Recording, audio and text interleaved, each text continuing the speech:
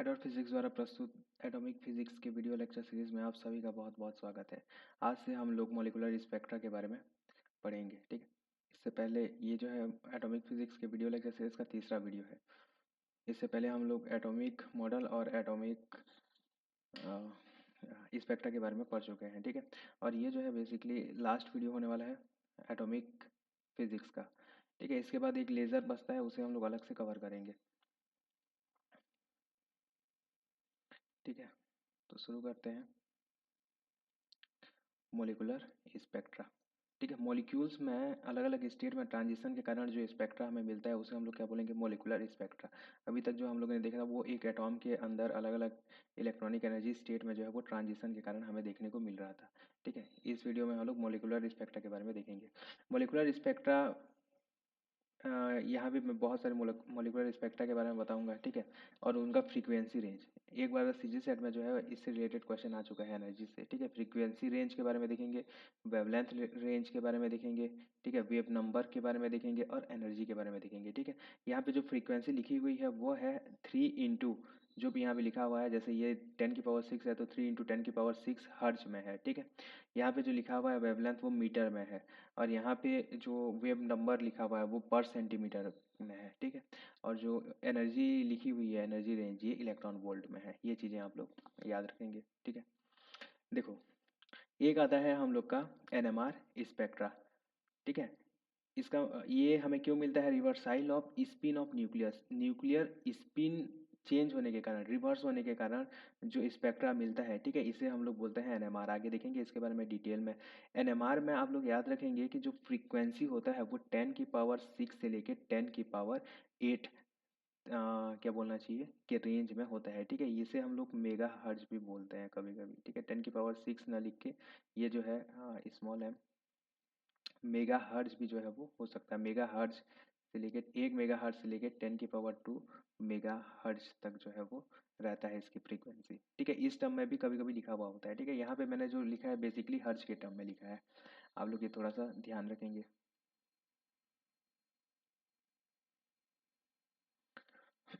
इसके बाद NMR spectrum में वेवलेंथ रेंज, इसका जो वेवलेंथ रेंज होता है वो होता है 10⁻² से 1 मीटर तक, ठीक है। 100 मीटर से लेके 1 मीटर तक जो है इसका वेवलेंथ रेंज होता है। अगर इसमें हम लोग वेव नंबर देखें तो वेव नंबर 10⁻⁻4 से लेके 10⁻⁻2 तक होता है, ठीक है। और अगर एनर्जी देखें तो इसकी एनर्जी जो है वो सबसे कम 10⁻⁸ से लेके 10⁻⁶ इलेक्ट्रॉन वोल्ट के बीच में होता है, ठीक है। NMR स्पेक्ट्रा की जो एनर्जी होती है वो सबसे कम होती है। जैसे जैसे हम लोग एनर्जी को बढ़ाते जाते हैं ना, तो ये स्पेक्ट्रा हमें मिलते जाते हैं, ठीक है। मॉलिक्यूल में ना ये कुछ जो है वो इनएक्टिव होंगे, बाकी मोस्ट ऑफ द मॉलिक्यूल जो रहते हैं ये सभी प्रकार के जो है वो स्पेक्ट्रा शो करते हैं। देखेंगे आगे की क्लास में हम लोग की कौन सा जो मॉलिक्यूल है वो किस तरह का स्पेक्ट्रा दिखाता है, ठीक है। बाकी ये जो है हमेशा एनर्जी के बढ़ते क्रम में ही रहेंगे। सबसे कम एनर्जी में ये हमें न्यूक्लियर ये मैग्नेटिक रिजोनेंस या फिर NMR जो है वो देखने को मिलेगा। उसके बाद ESR, ठीक है, ESR स्पेक्ट्रा। इसमें अगर हम लोग फ्रीक्वेंसी रेंज की बात करें तो ये 10⁸ से लेके 10⁻10 हर्ट्ज तक जो है हमें देखने को मिलती है, ठीक है। वेवलेंथ 1 से लेके 10⁻² मीटर तक, और वेव नंबर 10⁻² से लेके 1 पर सेंटीमीटर तक देखने को मिलता है, ठीक है। इसके लिए एनर्जी जो रहती है वो 10⁻⁶ से 10⁻⁴ के अराउंड जो है वो रहती है, ठीक है। अगर इसमें कोई एक पर्टिकुलर वैल्यू पूछे तो इसमें आप इसका जो एवरेज मतलब बीच का जो वैल्यू है, जैसे कि यहाँ पे ये क्या जाएगा, इसके लिए आप लोग ले सकते हैं 10⁻⁻7, ठीक है। इसके लिए आप लोग ले सकते हैं 10⁻⁻5, इस टाइप से, ठीक है। इसके लिए आप लोग ले सकते हैं 10⁻⁻3, इसके लिए आप लोग ले सकते हैं 10⁻⁻1, ठीक है, इस टाइप से। अब देखो ये रोटेशनल स्पेक्ट्रा, ठीक है। इसके बारे में डिटेल में देखेंगे। ये मॉलिक्यूल में जो रोटेशन होता है, ठीक है, ये भी एनर्जी स्टेट में चेंज के कारण होता है, ठीक है। तो इसके लिए जो फ्रीक्वेंसी होता है वो 10⁻10 से लेके 10⁻12 हर्ट्ज तक होता है, ठीक है। इसके लिए जो वेवलेंथ होगा वो 10⁻² से लेके 10⁻⁴ मीटर तक होगा, और जो वेव नंबर होगा वो 10 से लेके 10⁻² तक, ठीक है। एनर्जी जो है वो 10⁻⁻⁴ से लेके 10⁻⁻² तक इस रेंज में जो है वो एनर्जी रहेगी। वाइब्रेशनल स्पेक्ट्रा, वाइब्रेशनल स्पेक्ट्रा में जो फ्रीक्वेंसी है वो 10⁻12 से लेकर 10⁻14 तक। ठीक है, यहाँ पे ये जो है बढ़ते जाएगा। आप लोग इसका अगर क्रम याद रख लेंगे तो ये 10⁻14 से 10⁻16, 10⁻16 से 10⁻18, 10⁻18 से 10⁻20। ठीक है। अच्छा, यहाँ पे ये भी चीज़ याद रखेंगे कि ये जो है इसे हम लोग बोलते हैं रेडियो फ्रीक्वेंसी। इस फ्रीक्वेंसी रेंज को हम लोग क्या बोलते हैं, रेडियो फ्रीक्वेंसी। तो इसीलिए ये एनएमआर और ईएसआर जो है वो रेडियो फ्रीक्वेंसी में हमें देखने को मिलता है, जबकि रोटेशनल स्पेक्ट्रा ये जो है हमें माइक्रोवेव रीजन में देखने को मिलता है। जो वाइब्रेशनल होता है ये इंफ्रारेड रीजन में हमें देखने को मिलता है। ठीक है। 10⁻⁻4 से लेकर 10⁻⁻6 तक रहेगा इसका वेवलेंथ, और इसके लिए जो वेव नंबर है वो 10⁻2 से लेकर 10⁻4 तक। ठीक है। और एनर्जी जो है वो 10⁻2 से लेकर 1 इलेक्ट्रॉन वोल्ट तक जो है वो हो सकती है। इसके बाद आता है इलेक्ट्रॉनिक स्पेक्ट्रा। इलेक्ट्रॉनिक स्पेक्ट्रा की अगर हम लोग बात करें तो इलेक्ट्रॉनिक स्पेक्ट्रा में, ठीक है, इलेक्ट्रॉनिक वैलेंस इलेक्ट्रॉन में जो चेंजेस होते हैं उसके कारण ये देखने को मिलता है, आगे देखेंगे। ठीक है। 10⁻14 से 10⁻16 ये जो है हमारा क्या रहेगा, फ्रीक्वेंसी रेंज रहेगा। वेवलेंथ का रेंज ये, ठीक है, 10⁻6 से 10⁻8। और इसके लिए जो वेव नंबर का रेंज रहेगा वो 10⁻4 से लेकर 10⁻6 तक रहेगा। और एनर्जी जो है वो 1 से लेकर 10⁻2 तक इलेक्ट्रॉन वोल्ट में। ठीक है। इसके बाद आता है एक्सरे। एक्सरे जो है वो 10⁻16 से लेकर 10⁻18 ये फ्रीक्वेंसी और ये जो है एक्सरे रेंज में आता है। ठीक है। इसके बाद वेवलेंथ जो है 10⁻8 से लेकर 10⁻11 तक। और इसका जो वेव नंबर का रेंज है वो 10⁻8 से लेकर 10⁻6 तक। और जो एनर्जी है वो 10⁻2 से लेकर 10⁻5 इलेक्ट्रॉन वोल्ट तक। ये जो है हाई एनर्जेटिक रहते हैं। ठीक है। एक्सरे जो रहती है इनकी एनर्जी जो है ज़्यादा रहती है। इसके बाद आता है गामा रे। ठीक है। Gamma ray, generally gamma ray क्या होता है, ये हाईली एनर्जेटिक होते हैं, 10⁻6 से भी ज़्यादा। ठीक है। इनकी जो एनर्जी रहती है 10⁻6 इलेक्ट्रॉन वोल्ट से भी ज़्यादा रहती है। इसके लिए जो फ्रीक्वेंसी है वो 10⁻8 से 10⁻20 हर्ट्ज तक रहेगी। ठीक है। वेवलेंथ 10⁻11 से 10⁻12 तक।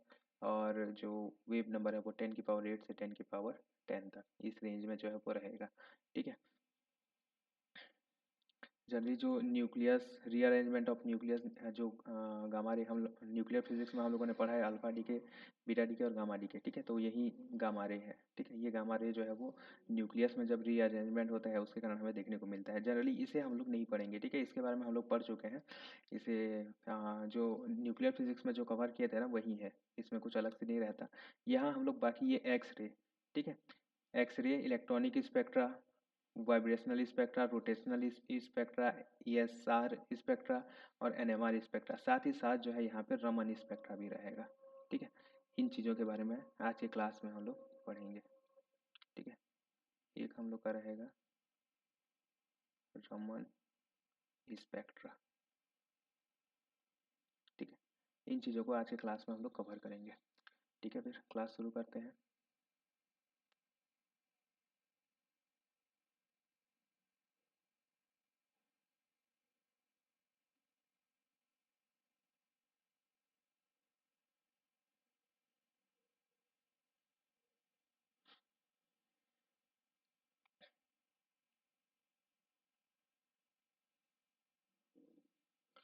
ठीक है।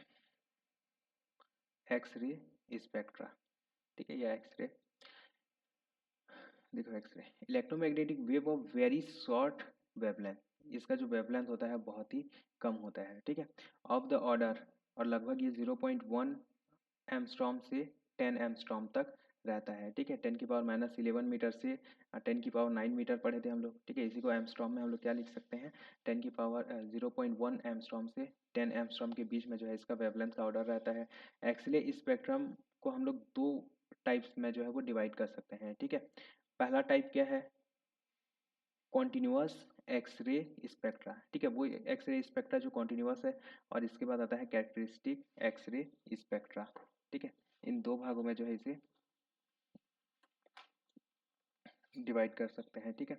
जनरली स्पेक्ट्रा होता कैसे है, एक्सरे का जो स्पेक्ट्रा है, अगर हम लोग यहाँ पे वेवलेंथ और इंटेंसिटी के बीच में ग्राफ खींचें तो ये जो ग्राफ है ना, हमें यहाँ पे ये इस टाइप से, ये इस टाइप से जो है स्पाइक जो है वो देखने को मिलता है। ठीक है, ये जो है ऐसे कॉन्टिन्यूअस नेचर का हमें लगता है, ये इस टाइप से कॉन्टिन्यूअस, लेकिन यहाँ पे ना स्पाइक हमें देखने को मिलता है, इस टाइप से जो है वो स्पाइक देखने को मिलता है, और इसी को हम लोग क्या बोलते हैं, कैरेक्टरिस्टिक बोलते हैं। ठीक है, और इसे हम लोग बोलते हैं कॉन्टिन्यूअस। ठीक, तो ये दो टाइप में जो है इसे हम लोग डिवाइड कर सकते हैं, कॉन्टिन्यूअस एक्सरे स्पेक्ट्रा और कैरेक्टरिस्टिक एक्सरे स्पेक्ट्रा। अब दोनों में डिफरेंस क्या होता है देखते हैं। देखो, सबसे पहले मैं आप लोग को ये बता देता हूँ कि इनका प्रोडक्शन कैसे होता है, एक्सरे का प्रोडक्शन हम लोग किस तरह से करते हैं। ठीक है, production of X ray in vacuum tube, ये हमारा एक वैक्यूम ट्यूब है। ठीक है, या फिर इसे एक्सरे ट्यूब भी बोलते हैं। Electron is produced by heating, यहाँ पे जो है हम लोग इलेक्ट्रॉन को प्रोड्यूस करते हैं क्या करके, हीट करके। ठीक है, द एलिमेंट, हीटिंग एलिमेंट, जो भी एलिमेंट मतलब यहाँ पे एलिमेंट यूज करते हैं। ठीक है, इलेक्ट्रॉन रिच एलिमेंट कोई रहता है उसे गर्म करते हैं, वहाँ से इलेक्ट्रॉन जो है वो उत्सर्जित होता है and accelerated towards the metal plate, और यहाँ पे मेटल प्लेट में हम लोग वोल्टेज अप्लाई करके ना इसे एक्सेलरेट करते हैं, वोल्टेज भी अप्लाई करके इसे एक्सेलरेट करेंगे। ठीक है, electron will heat the metal, ये हीट मतलब वो वाला हीट है। ठीक है, यहाँ स्पेलिंग मिस्टेक है। ठीक है, ये होगा heat the metal, hit the metal target and it will lose the heat in form of radiation। ठीक है, ये आके यहाँ टकराता है इलेक्ट्रॉन। ठीक है, ये इलेक्ट्रॉन जो है यहाँ आके टकराता है और अपना जो हीट है, ठीक है, वो रेडिएशन के फॉर्म में इमिट करता है, और इसी से जो है हमें कॉन्टिन्यूअस स्पेक्ट्रा जो है वो देखने को मिलता है। ठीक है, यहाँ पे मैं आप लोग को डायग्राम में एक बार समझा देता हूँ। देखो, यहाँ पे ये हमारा क्या है, कोई भी जो है इलेक्ट्रॉन रिच मेटल है। ठीक है, एलिमेंट है, जब इसे हम लोग गर्म करते हैं तब यहाँ पे जो है वो इलेक्ट्रॉन उत्सर्जित होता है। ठीक है, ये इलेक्ट्रॉन जो है वो उत्सर्जित होता है। अब इस इलेक्ट्रॉन को हम लोग क्या करते हैं, मेटल प्लेट में पॉजिटिव वोल्टेज अप्लाई करते हैं, और ये पॉजिटिव वोल्टेज के कारण, ठीक है, यहाँ पे पॉजिटिव वोल्टेज है तो इलेक्ट्रॉन को ये क्या करेगा, अट्रैक्ट करेगा, तो इलेक्ट्रॉन जो है इधर मोशन करना शुरू कर देते हैं। ठीक है, अगर आप लोग को पता हो, जब हम लोग वोल्टेज अप्लाई करते हैं तब इलेक्ट्रॉन पर लगने, इलेक्ट्रॉन का जो काइनेटिक एनर्जी होता है ई इंटू पोटेंशियल एनर्जी हो जाता है। ठीक है, तो ये जो है इस पर लगने वाला जो मतलब इसका जो पोटेंशियल एनर्जी है ये इस टाइप से चेंज हो जाता है। ठीक है, इसकी एनर्जी, तो ये इस काइनेटिक एनर्जी से जो है वो मोशन करने लगता है। ठीक है, टुवार्ड्स द प्लेट, और ये यहाँ मोशन करके आता है और यहाँ पे जो है वो टकराता है। ठीक है, जब यहाँ पे इसका कोलिजन होता है, यहाँ मेटल प्लेट में जब इसका क्या होता है, कोलिजन होता है, यहाँ पे जब कोलिजन होता है तो इसी कोलिजन से जो है यहाँ पे एक्सरे जो है वो इमिट होता है। ठीक है, ये इसे हम लोग बोलते हैं कॉन्टिन्यूअस एक्सरे। अब यहाँ पे कैरेक्टरिस्टिक एक्सरे क्या होता है, देखो, जब हम लोग वो पढ़ रहे थे, इंटरनल कन्वर्जन पढ़ रहे थे, तब आप लोग को याद होगा कि आ, यहाँ पे इलेक्ट्रॉन जो रहता है वो क्या करता है, यहाँ न्यूक्लियस की जो है एनर्जी को लेके बाहर निकल जाता है, ये स्टेट खाली हो जाता है, जब यहाँ से इलेक्ट्रॉन यहाँ ट्रांजिशन करता है। ठीक है, तब जो है हमें एक वहाँ पे भी हमें क्या मिलता है, एक्सरे मिलता है, मतलब इलेक्ट्रॉनिक ट्रांजिशन के कारण जो एक्सरे मिलता है इसे हम लोग बोलते हैं कैरेक्टरिस्टिक स्पेक्ट्रा। ठीक है, ये किस लिए मिल रहा है, ये हीट जो है अपना हीट एनर्जी को जो है वो रेडिएशन के फॉर्म में इमिट कर रहा है। ठीक है, लेकिन ये क्या होता है, ये इलेक्ट्रॉनिक ट्रांजिशन के कारण मिलता है, इसे हम लोग बोलते हैं कैरेक्टरिस्टिक, और इसे हम लोग बोलते हैं कॉन्टिन्यूअस स्पेक्ट्रा। ठीक है, अब देखो यहाँ पे इनके बारे में देखते हैं, फिर ये जो है समझ में आएगा। ठीक है, देखो, जो कॉन्टिन्यूअस स्पेक्ट्रा हमें मिलता है, ये मिलता है D acceleration of electron, electron जो टकराता है उसका जो एक्सेलरेशन कम होता है। ठीक है, अपना जो हीट इमिट करता है। ठीक है, इसके कारण जो है हमें ये देखने को मिलता है an conversion of heat into radiation. ठीक है, इसके कारण जो है हमें कॉन्टिन्यूअस स्पेक्ट्रा देखने को मिलता है। देखो, सेट में ना इसी टाइप के क्वेश्चन आते हैं, कॉन्टिन्यूअस स्पेक्ट्रा जो है वो क्यों मिलता है, डी एक्सेलरेशन ऑफ इलेक्ट्रॉन, ठीक है, या इलेक्ट्रॉनिक ट्रांजिशन किस कारण से देखने को मिलता है, इस टाइप के ही क्वेश्चन आते हैं, तो ये पॉइंट आप लोग याद रखेंगे। ठीक है, डी एक्सेलरेशन ऑफ इलेक्ट्रॉन या फिर हीट जो है वो रेडिएशन के फॉर्म में इसको इमिट करता है। ठीक है, और ये ड्यू है।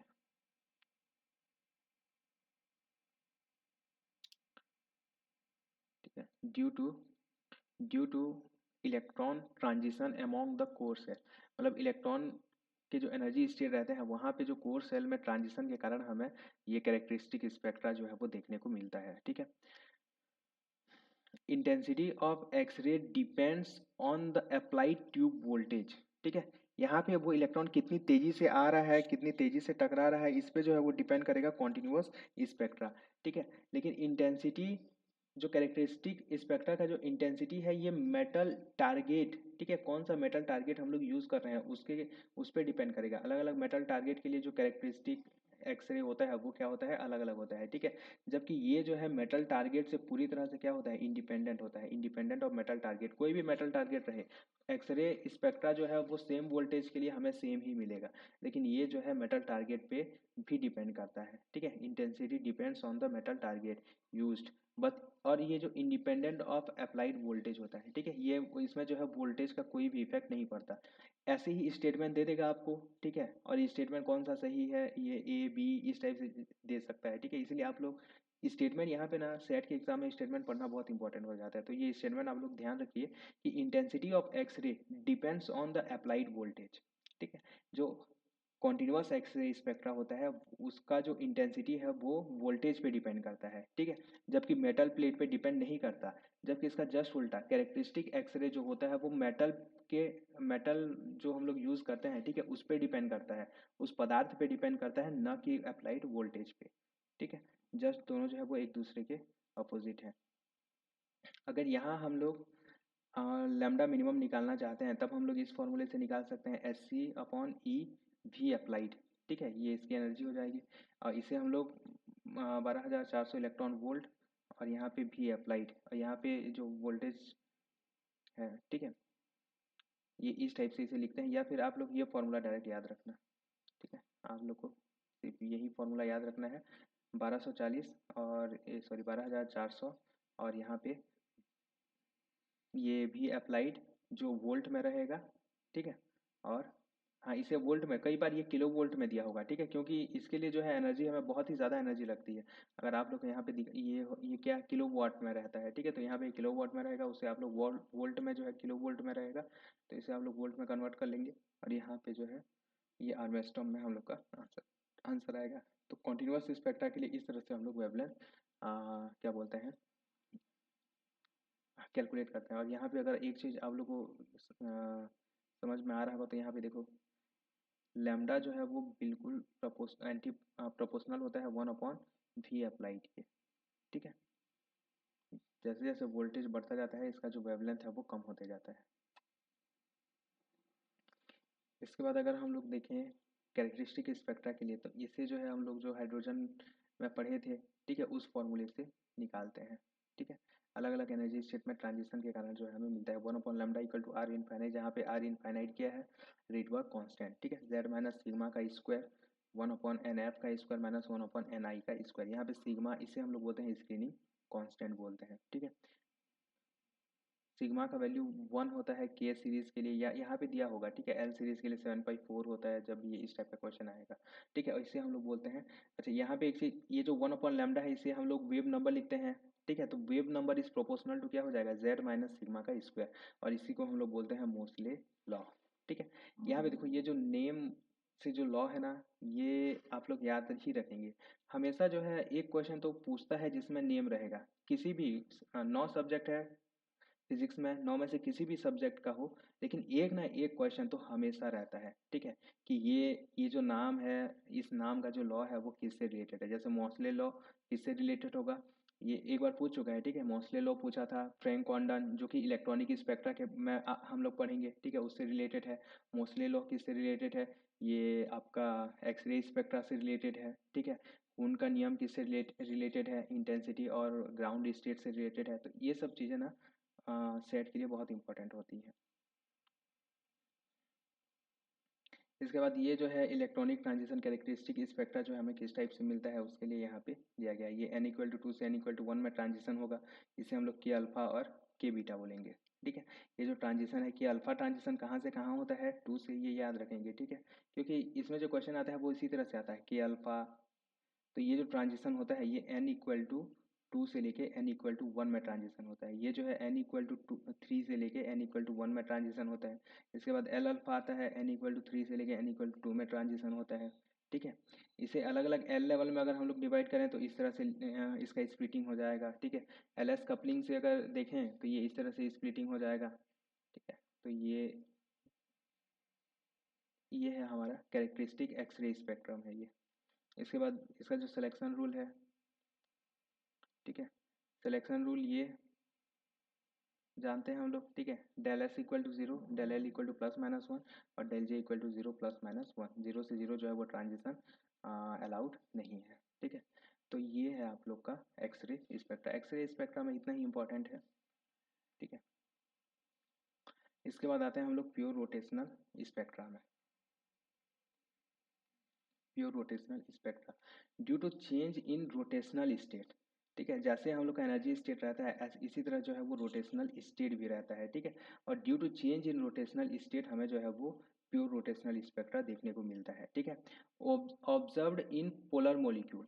एक चीज हमेशा याद रखेंगे कि ये जो है पोलर मॉलिक्यूल यानी ध्रुवीय अणु में जो है वो देखने को मिलेगा। ध्रुवीय अणु मतलब जैसे हम लोग का ये HCl होता है। ठीक है, HCl में क्या होता है, इलेक्ट्रॉन जो है वो Cl की तरफ अट्रैक्ट हो जाते हैं। ठीक है, इसकी विद्युत ऋणात्मकता अधिक होती है। ठीक है, इसलिए ये हमें इस टाइप से देखने को मिलता है। तो इसे हम लोग बोलेंगे ध्रुवीय अणु बोलेंगे। ये पहले से जो है वो ध्रुवीय होता है, इसका एक परमानेंट जो है वो डाइपोल मोमेंट होता है। ठीक है, तो ऐसे मॉलिक्यूल में हमें क्या बोलना चाहिए, प्योर रोटेशनल स्पेक्ट्रा जो है वो देखने को मिलता है। ठीक है, which have permanent electric dipole. इसमें जो है वो ऐसे मॉलिक्यूल जिसमें परमानेंट इलेक्ट्रिक डाइपोल हो। ठीक है, वो जो है प्योर रोटेशनल स्पेक्ट्रा शो करेंगे। ये माइक्रोवेव रीजन में है। हम लोगों ने देखा कि ये जो होता है माइक्रोवेव रीजन में होता है। ठीक है, 10 की पावर 10 की पावर 10 से लेके 10 की पावर 12 तक लगभग। ठीक है, माइक्रोवेव रीजन में ये होता है।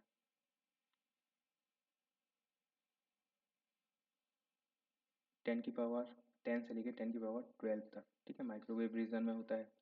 और इसके लिए जो एनर्जी है, ठीक है, इसके लिए एनर्जी क्या आ जाएगा, 10 की पावर -4 से लेके 10 की पावर -2। एक बार इससे रिलेटेड क्वेश्चन आया था। ठीक है, इसे आप लोग 10 की पावर -3 लेंगे। अगर एक ही वैल्यू पूछेगा तो 10 की power 3।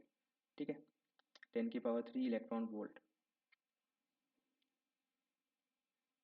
Also called microwave spectra. ठीक है, इसे माइक्रोवेव स्पेक्ट्रा भी बोलते हैं। ठीक है, होमोन्यूक्लियर मॉलिक्यूल।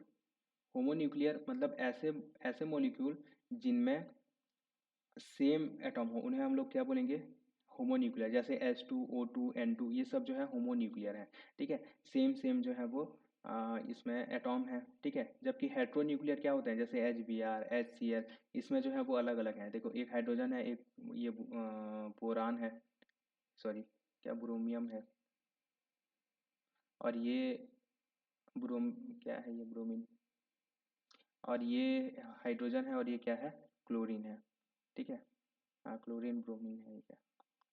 और यहाँ पे ये क्या हो जाएगा हाइड्रोजन, ये ऑक्सीजन, ये नाइट्रोजन।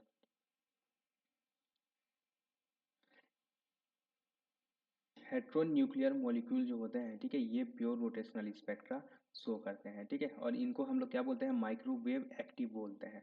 ठीक है, ये जो है माइक्रोवेव एक्टिव होते हैं। Molecules do not have changing dipole moment. ठीक है, इनमें हाँ, लेकिन एक चीज याद रखेंगे, इनमें जो है परमानेंट डाइपोल मोमेंट होता है। ठीक है, इनका डाइपोल मोमेंट जो है वो चेंज नहीं होना चाहिए। ठीक है, तभी जो है वो रोटेशन पॉसिबल हो पाएगा।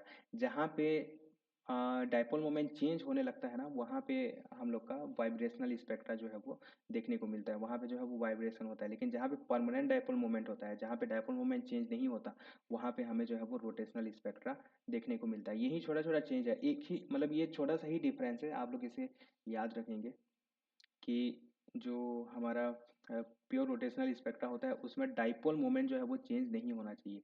Do not have changing dipole moment, ये बहुत इंपॉर्टेंट है। ठीक है, ये पॉइंट यूज टू कैलकुलेट। इसका यूज क्यों करते हैं, इंटर एटॉमिक डिस्टेंस को कैलकुलेट करने के लिए, मोमेंट ऑफ इनर्शिया कैलकुलेट करने के लिए जो है इसका यूज करते हैं। ठीक है, inter nuclear axis will not provide any rotational spectra. ठीक है, इंटर न्यूक्लियर देखो जो मॉलिक्यूल होगा, जो HCl होगा वो इस टाइप से होगा, ठीक है, यहाँ पे H होगा और यहाँ पे क्या होगा, Cl होगा। तो ये जो है एक यहाँ पे इस ऐसे घूम सकता है, ये इस टाइप से यहाँ रोटेट कर सकता है, ठीक है। एक अगर ये एक्सिस ले लें तो इस एक्सिस के अराउंड जो है वो ऐसे घूम सकता है, ठीक है। ये जो है ऐसे घूमेगा एक, और ये जो है ऐसे, और ये इस तरह से एक घूम सकता है। ये दोनों जो है वो रोटेशन पॉसिबल है। लेकिन अगर ये अपने अक्ष में इंटरन्यूक्लियर एक्सिस में इस तरह से घूमता है, ठीक है, ये ऐसे ऐसे घूमता है, तब कोई भी जो है वो रोटेशनल स्पेक्ट्रा हमें देखने को नहीं मिलेगा। इंटरन्यूक्लियर एक्सिस, ये जो इंटरन्यूक्लियर एक्सिस है, ठीक है, axis will not provide any rotational spectra, ये जो है कोई रोटेशनल स्पेक्ट्रा नहीं दिखाएगा, ठीक है।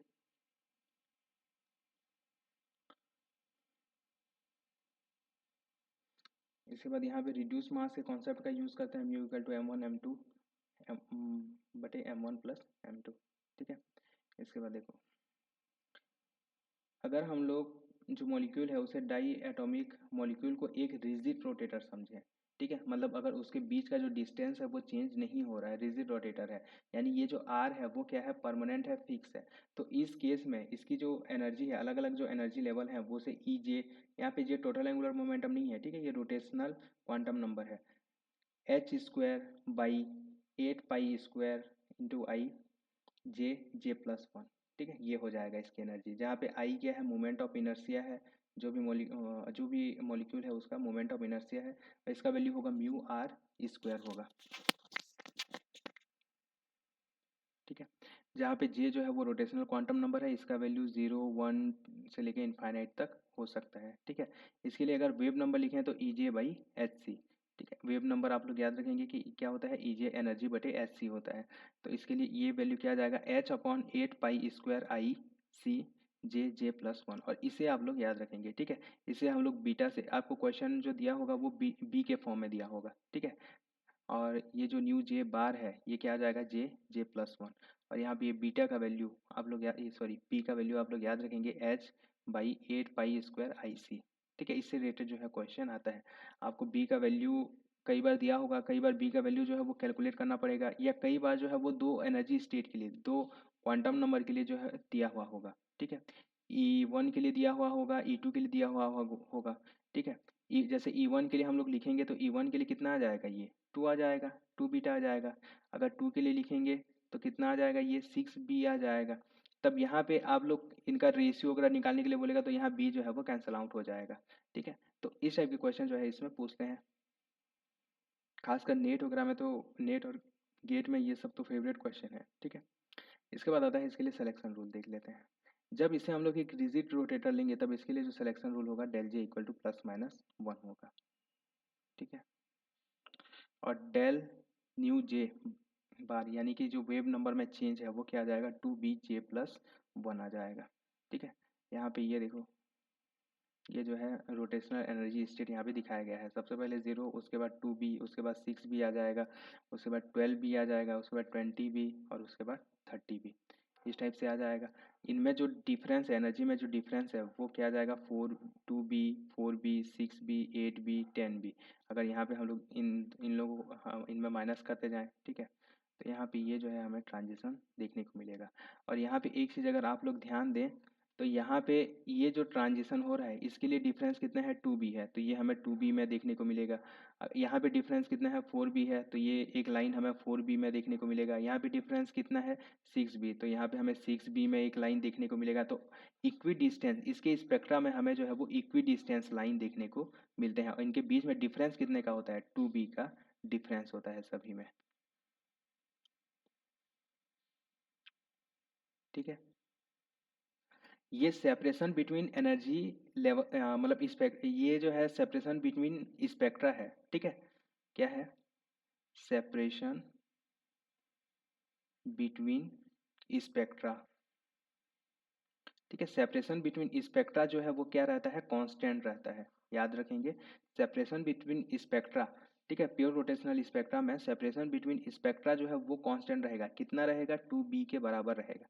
लेकिन यहाँ पे जो एनर्जी लेवल्स में सेपरेशन है, ठीक है, ये दोनों चीज़ों को समझेंगे कि separation between energy levels, energy level जो होगा ये क्या होगा, इंक्रीजिंग होगा। ठीक है, देखो यहाँ पे अगर इन दोनों स्टेट में हम लोग सेपरेशन देखें तो 2b का है, इन दोनों स्टेट में सेपरेशन देखें 4b का है, इन दोनों में सेपरेशन देखें 6b का है, इन दोनों में सेपरेशन देखें 8b का है।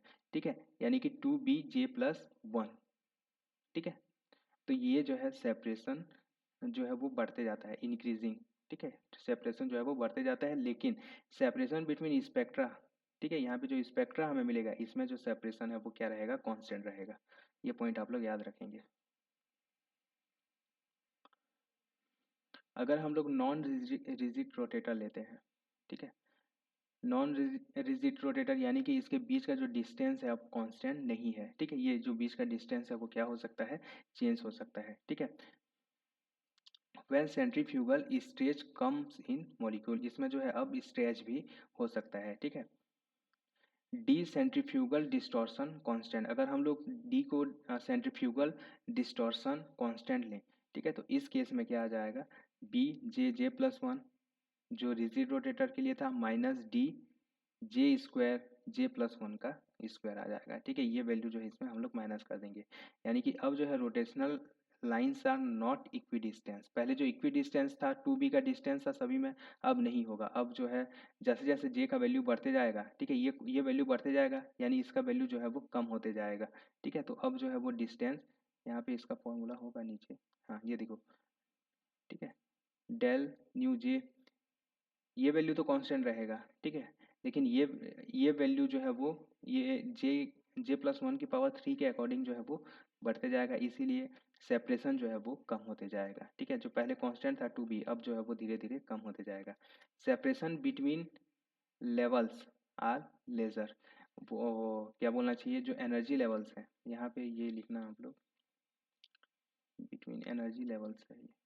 ठीक है, जो एनर्जी लेवल्स हैं ये जो है अब धीरे धीरे जो है वो डबल एस कम होते जाएगा। ठीक है,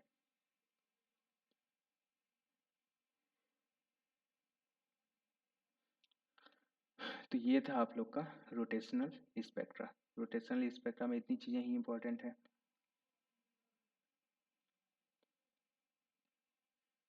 अच्छा, इसमें आइसोटॉप इफेक्ट देख लेते हैं।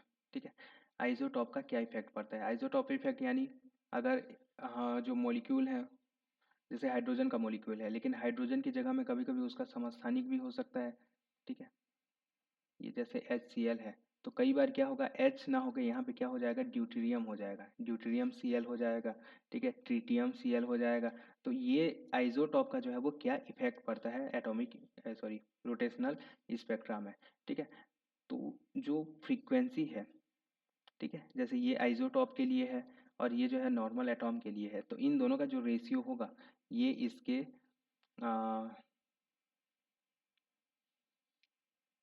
ये जो है इसके मास के मतलब रिड्यूस मास के जो है वो व्युत्क्रमानुपाती होगा। ठीक है, यहाँ पे आई ऊपर में है, यहाँ पे आई जो है वो नीचे में है, और ऐसा क्यों होता है, क्योंकि ये जो है मोमेंट ऑफ इनर्शिया की व्युत्क्रमानुपाती होता है। ठीक है, अगर आप लोग को फॉर्मूला याद हो, ठीक है, क्या था ये, यहाँ पे हम लोग बी के टर्म में लिखे थे और बी इक्वल टू क्या होता है, H/4π² तो यहाँ पे ये आई के जो है व्युत्क्रमानुपाती होता है, लेकिन आई क्या होता है, म्यू आर स्क्वायर होता है, तो ये म्यू के क्या हो जाएगा, व्युत्क्रमानुपाती हो जाएगा। ठीक है, अभी रिसेंटली ये नेट के पहले जो नेट का एग्जाम हुआ था ना, उसमें इससे रिलेटेड क्वेश्चन जो है वो पूछा था, जून जून में पूछा था। ठीक है, जून 2023 में इससे रिलेटेड जो है वो क्वेश्चन पूछा था। ठीक है, तो ये पॉइंट आप लोग याद रखेंगे, ये जो है इसके मास के व्युत्क्रमानुपाती होता है। इसके बाद रोटेशनल पार्टीशन फंक्शन अगर कभी भी पूछ दे तो ये याद रखेंगे, ये जो होता है KBT/HCB होता है। ठीक है, बी वही कांस्टेंट। ठीक है, और पॉपुलेशन ऑफ जेथ स्टेट, अगर जेथ रोटेशनल लेवल का हम लोग पॉपुलेशन देखें NJ, तो NJ का जो वैल्यू होता है, ये N0 को यहाँ भी लिख सकते हैं या NJ/N0।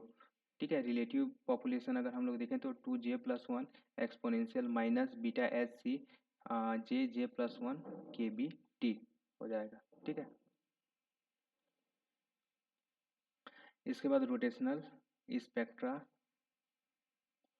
में हम लोग 3 टाइप के मॉलिक्यूल की जो है वो बात करते हैं। ठीक है, देखो, असाइमेट्रिक टॉप, ठीक है। असिमेट्रिक टॉप क्या होता है, अगर मॉलिक्यूल का जो मोमेंट ऑफ इनर्शिया है अलग अलग एक्सिस के around I x I y और आई जेड, यानी एक्स एक्सिस के around moment of inertia, y axis के around moment of inertia, z axis के अराउंड मोमेंट ऑफ इनर्शिया, या इसे हम लोग बोलते हैं प्रिंसिपल मोमेंट ऑफ इनर्शिया। अगर आप लोग को याद हो क्लासिकल मैकेनिक्स में हम लोग पढ़े थे आई एक्स एक्स, ठीक है, आई वाई वाई और आई जेड जेड, ये प्रिंसिपल मोमेंट ऑफ इनर्शिया होता है। अगर ये principal moment of inertia equal नहीं है तो इसे हम लोग बोलते हैं asymmetric top. Symmetric top, symmetric top अगर एक जो है वो मतलब दो मोमेंट ऑफ इनर्शिया जो है वो बराबर है, ठीक है, जबकि तीसरा जो है वो अलग है, ठीक है, तब कोई भी हो सकता है। यहाँ पे मैं एक्स लिया हूँ, आप यहाँ पे वाई जेड कुछ भी ले सकते हैं, ठीक है, दो बराबर हो और एक जो है वो बराबर ना हो इन दोनों के, तो इसे हम लोग बोलते हैं साइमेट्रिक टॉप। और इस केस में क्या होगा, देखो इसमें दो केस पॉसिबल है, आई एक्स या तो छोटा होगा इन दोनों से जो दो बराबर हैं, ठीक है, इसे हम लोग बोलते हैं प्रोलेट साइमेट्रिक टॉप। और अगर ये आई एक्स जो है वो बड़ा है, ठीक है, तो इसे हम लोग बोलते हैं ऑब्लेट साइमेट्रिक टॉप, ठीक है। इसके बाद एक आता है स्फेरिकल टॉप। स्फेरिकल टॉप में क्या हो जाएगा, तीनों जो मोमेंट ऑफ इनर्शिया हैं अगर बराबर हैं तो इसे हम लोग बोलेंगे स्फेरिकल टॉप। और लीनियर या डाई एटॉमिक मॉलिक्यूल के लिए जो है आई एक्स का वैल्यू 0 होगा और I y equal to I z होगा, ठीक है। लीनियर या diatomic, linear and diatomic के लिए जो है ये हमें देखने को मिलेगा, ठीक है। तो ये याद रखेंगे, हो सकता है कभी पूछ ले कि साइमेट्रिक टॉप क्या होता है और साइमेट्रिक टॉप क्या होता है, स्फेरिकल टॉप, ठीक है। तो ये आप लोग थोड़ा सा ध्यान रखेंगे। इसके बाद आता है हमारा vibrational spectra.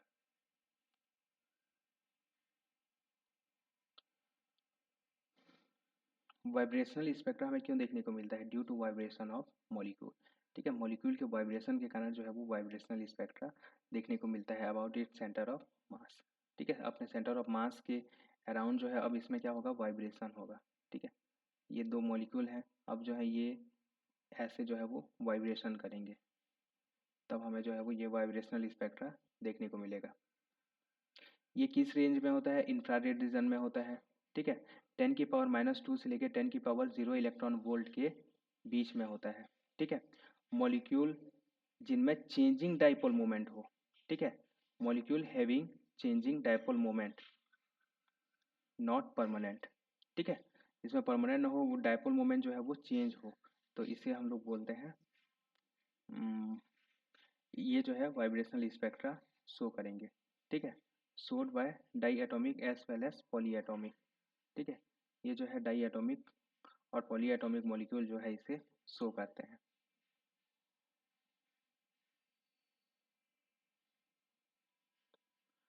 Vibrating molecule as harmonic oscillator.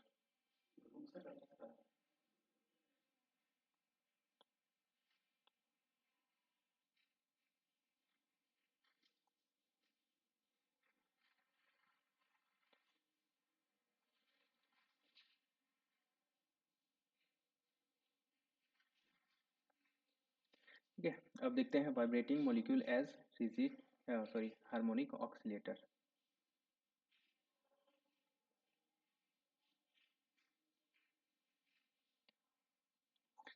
Vibrating molecule as harmonic oscillator, ठीक है, अगर हम लोग वाइब्रेटिंग मॉलिक्यूल को एक हार्मोनिक ऑक्सीलेटर की तरह ट्रीट करें, ठीक है, एक हार्मोनिक ऑक्सीलेटर समझें, तब इसके लिए जो एनर्जी ई भी होगा, ठीक है, वो क्या हो जाएगा, वी प्लस हाफ एच भी ऑक्सीलेशन, ठीक है, फ्रीक्वेंसी जो है इसका ऑक्सीलेशन का जो फ्रीक्वेंसी है, ठीक है, और यहाँ पे भी जो है ये क्या है, क्वांटम नंबर है, वाइब्रेशनल क्वांटम नंबर इसे हम लोग बोलते हैं, ठीक है।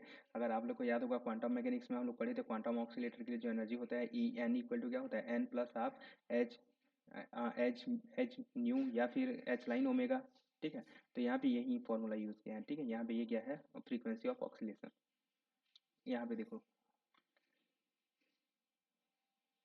ये है, ठीक है, जहाँ पे भी ऑक्सीलेशन का जो वैल्यू है वो क्या है, 1/2 पाई अंडर रूट के बाई ये म्यू, ठीक है, म्यू क्या होता है, रिड्यूस मास, और के क्या है, फोर्स कांस्टेंट, ठीक है। और इसके लिए वेव नंबर जो है वो क्या हो जाएगा, इस ई को जो है एच सी से डिवाइड कर देंगे तो एच एच कैंसल आउट हो जाएगा, यहाँ पे न्यू ऑक्सीलेशन बटे सी बचेगा, इसी को हम लोग क्या बोलेंगे, ओमेगा ई बोलेंगे, ठीक है। ये ओमेगा ई का वैल्यू आप लोग याद रखेंगे, ठीक है। ये जो फ्रीक्वेंसी हम लोग पहले यूज़ करते थे ओमेगा, वो फ्रीक्वेंसी नहीं है, बल्कि ये ओमेगा का वैल्यू क्या है, वी ऑक्सीलेशन बाई सी, ठीक है, ओमेगा ई। इसके बाद देखते हैं वाइब्रेशनल एनर्जी लेवल्स जो है वो किस टाइप से होंगे। हम लोग को पता है सिंपल हार्मोनिक ऑक्सीलेटर में जो एनर्जी लेवल्स होते हैं वो क्या होते हैं, इक्वी डिस्टेंस होते हैं। तो यहाँ पे भी जो एनर्जी लेवल्स होंगे वो क्या होंगे, इक्वी डिस्टेंस होंगे, ठीक है। एनर्जी लेवल्स जो है वो इक्वी डिस्टेंस होंगे। यहाँ पे एक पॉइंट आप लोग, मैं आप लोग को बता लिखवा ही देता हूँ, ठीक है, ये याद रखेंगे आप लोग, सेपरेशन बिटवीन एनर्जी लेवल्स, ठीक है। डेल म्यू बार क्या आ जाएगा, ये इसमें माइनस कर देंगे, ठीक है। तो ये क्या आ जाएगा, सिंपली म्यू ओमेगा, मतलब ये ओमेगा ई आ जाएगा, ठीक है। ये आप लोग याद रखेंगे। यानी कि यहाँ पे क्या होगा, energy separation,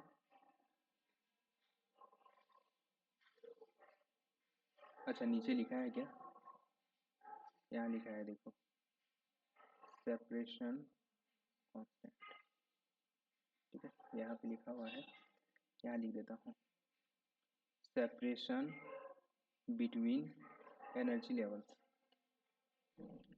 energy levels equal to constant, और कितना हो जाएगा, ओमेगा ई हो जाएगा। अगर आप लोग को याद हो तो वाइब्रेशनल स्पेक्ट्रा में जो है सेपरेशन बिटवीन स्पेक्ट्रल लाइन जो है वो कांस्टेंट था, और एनर्जी लेवल्स के बीच में जो सेपरेशन था वो क्या होता था, इंक्रीज होता था। लेकिन इस केस में जो है एनर्जी लेवल के बीच में सेपरेशन जो है वो क्या होगा, कांस्टेंट होगा। और इसीलिए क्योंकि ट्रांजिशन जो है वो, ट्रांजिशन के लिए सिर्फ ओमेगा ई आए, इसीलिए सिर्फ और सिर्फ ओमेगा ई में जो है हमें एक ही लाइन जो है वो देखने को मिलेगा। जबकि उस केस में 2B 4B 6B इस टाइप से आ रहा था, तो अलग अलग लाइन जो है हमें देखने को मिल रहा था।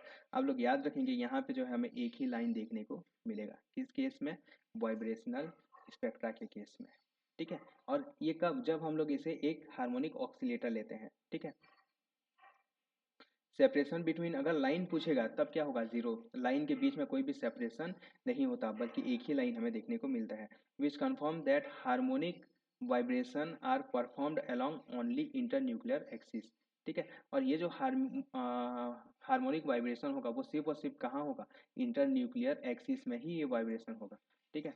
ये जो वाइब्रेशन होगा वो सिर्फ और सिर्फ कहाँ होगा, इंटर न्यूक्लियर एक्सिस में ही होगा, और कहीं भी जो है वाइब्रेशन नहीं होगा। जबकि आप लोग को रोटेशनल अगर याद हो तो रोटेशनल जो है इसके परपेंडिकुलर एक्सिस इस साइड हो सकता है या इस साइड जो है वो हो सकता था, लेकिन अपने इंटर न्यूक्लियर एक्सिस में जो है वो नहीं होता था, ठीक है। लेकिन वाइब्रेशनल जो है वो सिर्फ और सिर्फ इंटर न्यूक्लियर एक्सिस में ही होगा। ये स्टेटमेंट, ये सब स्टेटमेंट अब बहुत ही ज़्यादा इंपॉर्टेंट हो जाते हैं, ठीक है। Inter only inter nuclear axis में ही जो है ये वाइब्रेशन हमें देखने को मिलेगा, ये याद रखेंगे, ठीक है।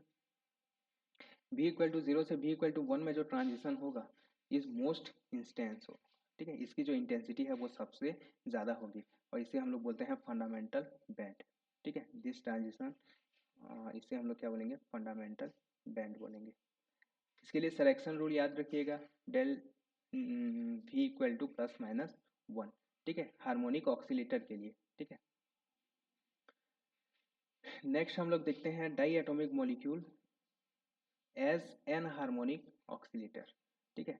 अगर हम लोग ये जो डाई एटॉमिक मॉलिक्यूल है जो वाइब्रेट कर रहा है उसे अगर हम लोग एन हार्मोनिक ऑक्सीलेटर समझें, तब ई वी इक्वल टू क्या आ जाएगा, V plus half H V oscillation minus V plus half का स्क्वायर एच वी ऑक्सीलेशन, और साथ ही साथ एक जो है एक्स ई आ जाएगा यहाँ पे। इस एक्स ई को हम लोग बोलते हैं फिजाई ई, इसे हम लोग बोलते हैं एन हार्मोनिक कांस्टेंट बोलते हैं, एन हार्मोनिसिटी कांस्टेंट बोलते हैं, ठीक है। ये आप लोग याद रखेंगे, वेव नंबर के टर्म में लिखेंगे तो ये इस टाइप से ओमेगा ई आ जाएगा। यहाँ पे एक चीज़ देखो, एज आर इंक्रीजेस, आर यानी कि मतलब इंटर न्यूक्लियर डिस्टेंस, ठीक है, increases, it will not remains parabolic, अब जो है ये पैराबोलिक नहीं रहेगा, ठीक है। जो हम लोग का हार्मोनिक पोटेंशियल है आप लोग को पता होगा कि पैराबोलिक रहता है, तो ये जो है अब पैराबोलिक नहीं रहता एन हार्मोनिक कांस्टेंट के कारण, ठीक है। As the vibrational quantum number increases energy level separation decreases, अब जो है जैसे जैसे एनर्जी लेवल का जो सेपरेशन है वो कांस्टेंट था, ठीक है, हार्मोनिक ऑक्सीलेटर के केस में। अब एन हार्मोनिक ऑक्सीलेटर के केस में जैसे जैसे क्वांटम नंबर बढ़ेगा, क्वांटम नंबर इंक्रीजेस, तो जो एनर्जी लेवल सेपरेशन है, अब ये क्या होने लगेगा, ये जो है डिक्रीज होने लगेगा। मैं यहाँ पे आप लोगों के लिए डायग्राम बना देता हूँ। देखो अभी जो हम लोग पढ़ रहे थे ये इस टाइप से पढ़ रहे थे, ठीक है। यहाँ पे ये जो है इक्वी डिस्टेंस है, लेकिन अब क्या होगा, अब जैसे जैसे सेपरेशन बढ़ते जाएगा, ठीक है, एनर्जी लेवल के बीच में जो डिस्टेंस है वो धीरे धीरे जो है वो कम होते जाएगा, यानी एनर्जी लेवल्स जो है वो पास आते जाएंगे इस टाइप से, ठीक है। ये होता है हम लोग का वाइब्रेशनल एनर्जी लेवल्स। क्लियर है ये। इसके बाद आता है anharmonicity in vibrational levels में also be lead to dissociation of molecule. ये जो एन हार्मोनिक कांस्टेंट है, ठीक है, ये जो है मॉलिक्यूल के डिसोसिएशन के लिए जो है वो रिस्पॉन्सिबल होता है, ठीक है, इनटू इंडिविजुअल एटॉम। अलग अलग एटॉम जो हम लोग का मॉलिक्यूल होता है वो दो एटॉम से मिलकर बना हुआ है, ठीक है, वो वाइब्रेशन कर रहा है। तो अगर ये जो एन हार्मोनिक कांस्टेंट है ये डिसाइड करता है कि वो जो है मतलब डिसो किस रेंज तक जो है वो वाइब्रेट करेगा, उसके बाद वो क्या हो जाएगा, डिसोसिएट हो जाएगा। तो जो फी मैक्सिमम है उसका वैल्यू क्या होता है, जो मैक्सिमम फ्रीक्वेंसी है वो क्या हो जाएगा, 1/2 माइनस हाफ, ठीक है। ये फॉर्मूला आप लोग याद रखेंगे, ठीक है। क्वांटम नंबर एट, सॉरी ये क्वांटम नंबर है, ठीक है, क्वांटम नंबर एट विच जो मॉलिक्यूल विल डिसोसिएट, ठीक है। ये जो है क्वांटम नंबर है, ठीक है, फ्रीक्वेंसी नहीं है, ये क्वांटम नंबर है। भी मैक्सिमम, मैक्सिमम जो है वो क्वांटम नंबर क्या हो सकता है, 1/2 माइनस हाफ, ठीक है। इस क्वांटम नंबर तक जो है ट्रांजिशन के लिए डिसोसिएट नहीं होगा, ठीक है, और अलग ट्रांजिशन के लिए जो है ये डिसोसिएट हो जाएगा, ठीक है। क्यों, क्योंकि यहाँ पे देखो सिलेक्शन रूल जो होता है वो सिर्फ +-1 नहीं होता, बल्कि ये +-1 +-2 +-3 कुछ भी जो है वो हो सकता है। लेकिन कहाँ तक हो सकता है, यहाँ तक, भी मैक्सिमम तक। इसके बाद जो है ये वाइब्रेशन नहीं करेगा, बल्कि ये क्या हो जाएगा, ये जो है डिसोसिएट हो जाएगा। देखो बता रहा हूँ, यहाँ पे ये दो मॉलिक्यूल से मिलकर बना हुआ है, ठीक है, और ये जो है वो वाइब्रेशन कर रहा है। तो एक जो है वो रेंज तक, एक क्वांटम नंबर तक ही ये वाइब्रेशन करेगा, और उसके बाद ये जो है वो अलग हो जाएगा, टूट जाएगा, ठीक है। इसी को हम लोग बोलते हैं डिसोसिएशन।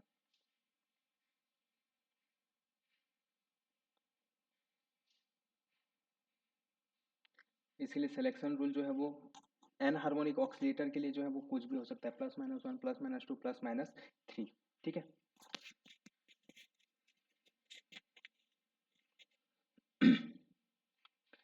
V = 0 से V = 1 तक अगर ट्रांजिशन के लिए देखें तो ω-E-2 ω-E आ जाएगा, ठीक है। ये फंडामेंटल बैंड है।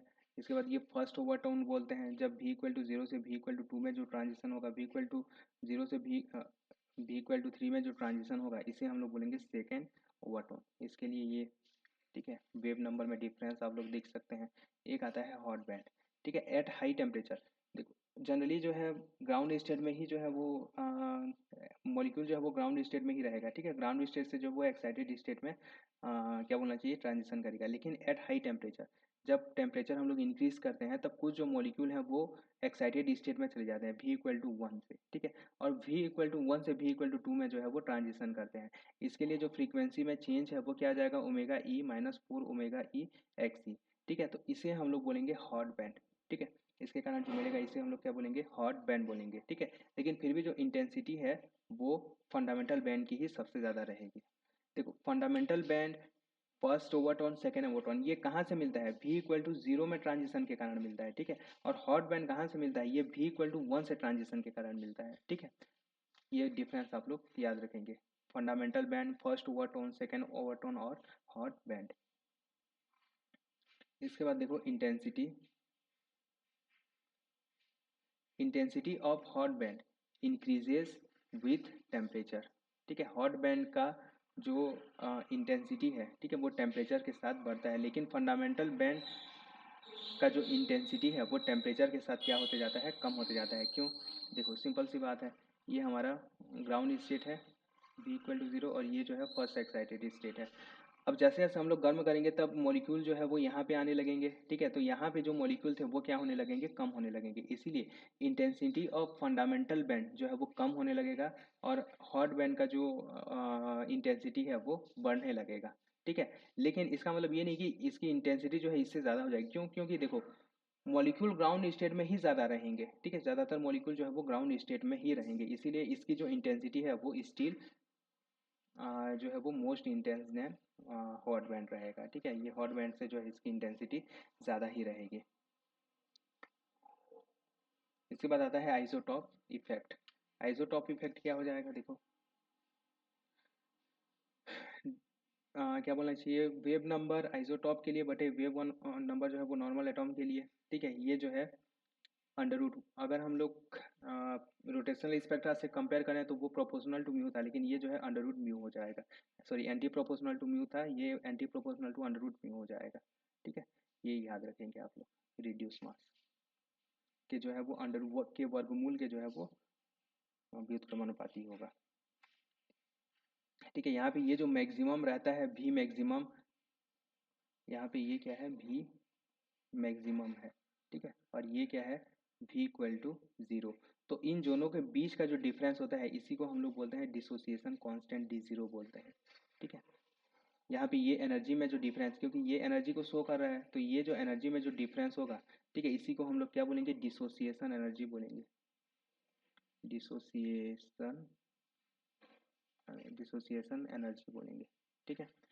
और यहाँ पे हमें जो है पहले सिर्फ एक ही लाइन मिलता था, लेकिन अब क्योंकि यहाँ पे एनर्जी लेवल का सेपरेशन जो है वो घटते जा रहा है, तो इसीलिए यहाँ पे जो है हमें एक अलग अलग एनर्जी लेवल में जो है वो अलग अलग लाइंस जो है वो देखने को मिलेंगे, ठीक है, इस टाइप से। और ये जो है इसे हम लोग बोलते हैं फंडामेंटल बैंड, ठीक है, इसे हम लोग बोलते हैं फर्स्ट ओवरटोन, ठीक है, ये हमारा सेकेंड ओवरटोन, ये थर्ड ओवरटोन, ये फोर्थ ओवरटोन, ये फिफ्थ ओवरटोन, इस टाइप से, और इसकी जो इंटेंसिटी है वो कम होते जाएगी, ठीक है, याद रखना।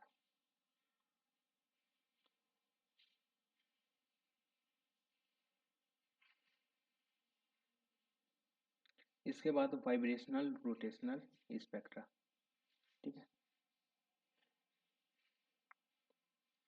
मॉलिक्यूल में वाइब्रेशनल और रोटेशनल स्पेक्ट्रा जो है वो एक साथ रहते हैं, ठीक है। अगर मैं आप लोग को बता दूं तो ये जो है, ये अगर हम लोग का वाइब्रेशनल स्पेक्ट्रा है, वाई भी इक्वल टू ज़ीरो है, ये भी इक्वल टू क्या है वन है, तो इसमें जो है वो बहुत सारे रोटेशनल लेवल्स भी रहेंगे साथ ही साथ, ठीक है, ये रोटेशनल लेवल है, यहाँ पे ये रोटेशनल लेवल, ठीक है। ये क्या है हम लोग का J equal to zero, J equal to one, J equal to two, J equal to three, J equal to four, इस टाइप से, ठीक है। यहाँ पे ये J equal to zero, J equal to one, इस टाइप से जो है वो रहेंगे। एक वाइब्रेशनल एनर्जी लेवल के लिए कई सारे जो है वो रोटेशनल एनर्जी लेवल साथ ही साथ रहते हैं, ठीक है, ये आप लोग याद रखेंगे। तो जो भी ट्रांजिशन होता है, अगर दोनों दोनों एनर्जी स्टेट में ट्रांजिशन हो रहा है तो इसे हम लोग बोलते हैं वाइब्रेशनल रोटेशनल स्पेक्ट्रा बोलते हैं, ठीक है।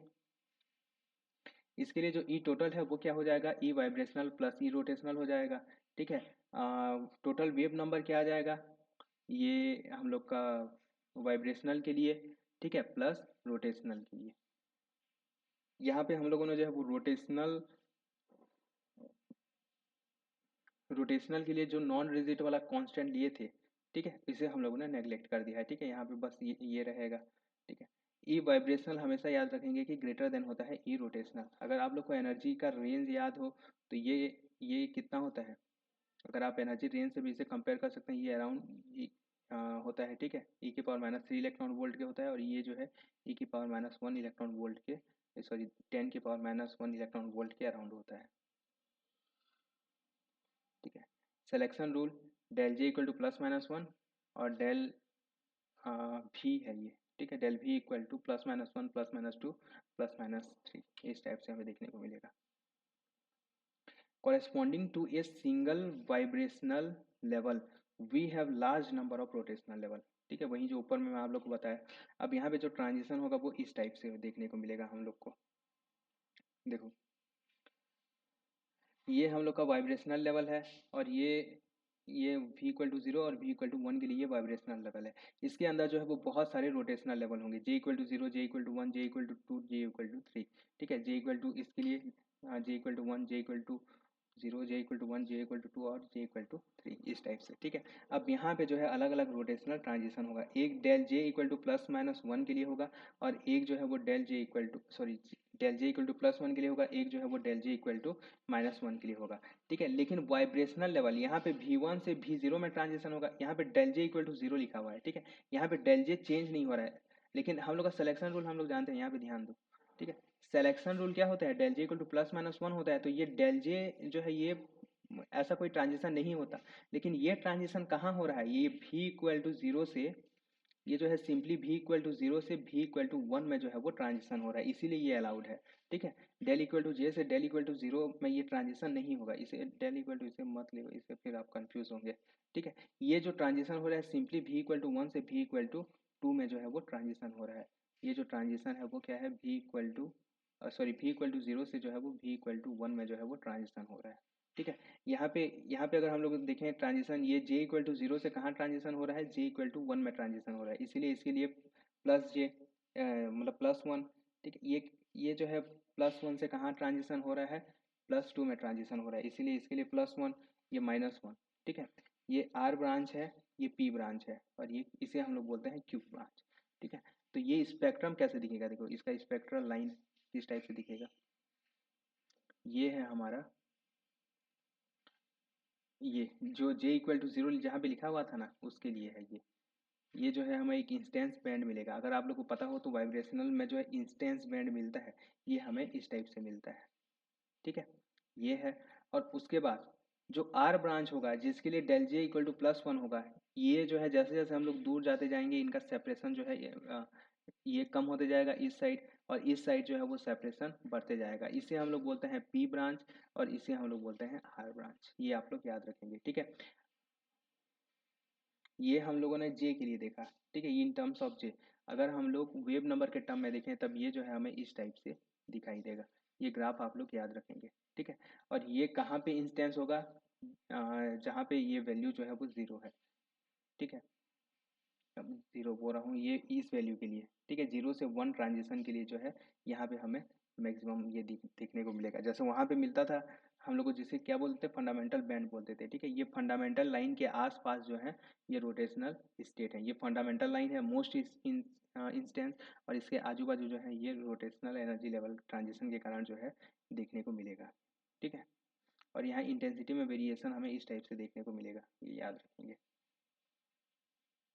ये होता है हमारा रोटेशनल वाइब्रेशनल स्पेक्ट्रा, ये किसे हम लोग हेड फॉर्मेशन बोलते हैं, ये अगर हम लोग यहाँ वी बार और एनर्जी के टर्म में, ठीक है, या सॉरी ये एनर्जी नहीं होता, ये एक्चुअली एम होता है, और एम का वैल्यू क्या होता है, ओमेगा ई एक्स, ठीक है। इसके लिए अगर ग्राफ खींचे तो ये इस टाइप से हमें मिलेगा, ठीक है। यहाँ से जो है ये ग्राफ बनना शुरू होता है, ये यहाँ पे धीरे धीरे उसके बाद जो है ये सेपरेशन जो है वो बढ़ते जाता है, इसी को हम लोग बोलते हैं हेड, ठीक है। यहाँ पे जो है ये बहुत ही ज़्यादा इंस्टेंस होता है, ठीक है, एनर्जी जो स्पेक्ट्रम लाइन होते हैं वो बहुत ही ज़्यादा इंस्टेंस होते हैं, ये सॉरी इंस्टेंस नहीं, मतलब इनकी डेंसिटी जो है वो ज़्यादा होती है, ये बहुत ही ज़्यादा पास पास होते हैं, इसे हम लोग बोलते हैं हेड, ठीक है, इसी को हेड फॉर्मेशन बोलते हैं। खैर ये उतना ज़्यादा इंपॉर्टेंट नहीं है। ये ऊपर में जो है हमें आर ब्रांच देखने को मिलेगा, नीचे जो है पी ब्रांच देखने को मिलेगा।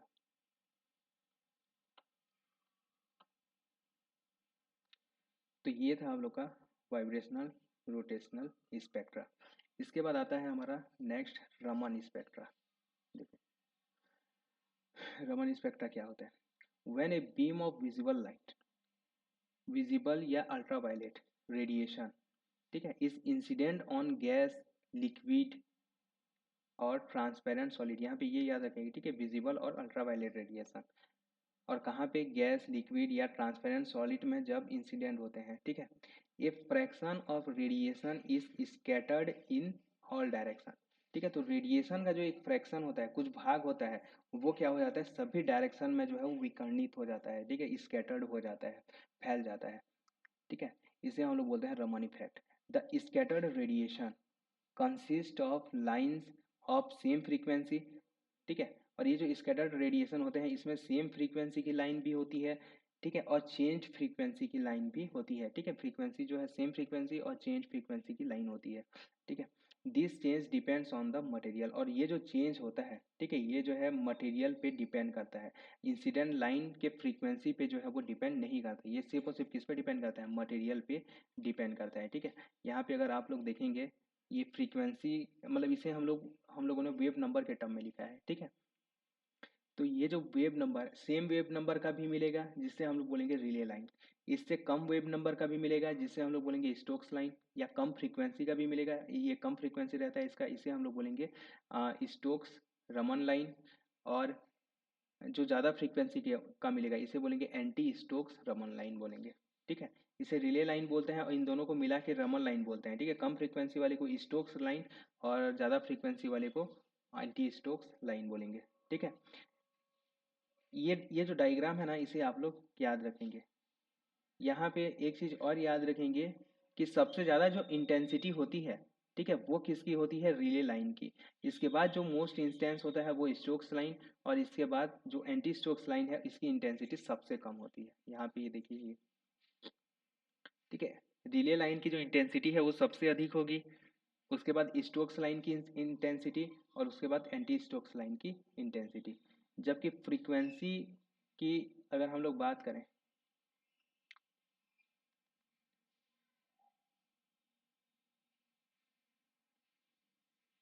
अगर हम लोग फ्रीक्वेंसी की बात करें तो जो स्टोक्स लाइन है इसकी फ्रीक्वेंसी सबसे, अरे आई लिख दिया, फ्रीक्वेंसी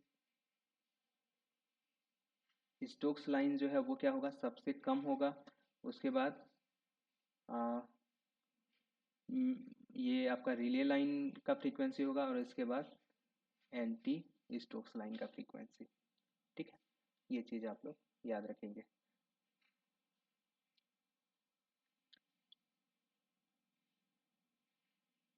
एनर्जी का भी सीक्वेंस सेम रहेगा क्योंकि एनर्जी जो है फ्रीक्वेंसी पे डिपेंड करता है, ठीक है। वेव नंबर में डिफरेंस जो है वो यहाँ पे इन दोनों के बीच का जो सेपरेशन होता है ना, ये सेम होता है, ठीक है। इसे हम लोग रमन शिफ्ट बोलते हैं, और ये जो सेपरेशन होता है वो क्या होता है, सेम होता है। डेल